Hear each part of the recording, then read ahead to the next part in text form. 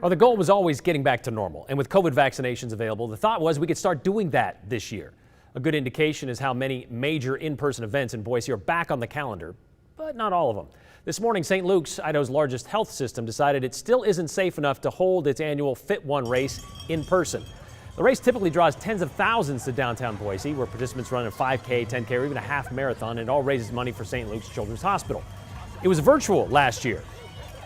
And then they kind of decided they were going to do the same thing this year, meaning you could choose your own time and place where you want to do your own race. But now, with only about half of Idaho's eligible population vaccinated, the Delta variant running rampant and threatening our healthcare systems, it's going to be that way again this September. Many other events are still on, though, like normal, sort of. Western Idaho Fair and the Boise Open are both this weekend, although COVID has hit the golf tournament, too.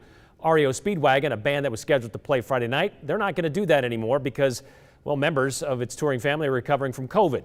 Boise State hoping to pack 36,000 fans into Albertson Stadium for Bronco home games, but they're now required to wear masks. Treefort, another outside event scheduled for the same weekend as FitOne, well, they've decided they're going to require proof of a vaccine or a negative COVID test just so you could go.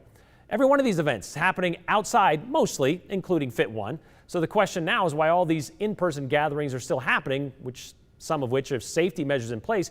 FitOne, they're not. Well, St. Luke said today their top priority is the safety and well-being of their participants. And COVID-19, still spreading. Therefore, they decided they were going to change it back to virtual. Idaho's daily case count just as high as it was last summer, and the number of Idahoans in the hospital with COVID is about the same as what we saw back in January.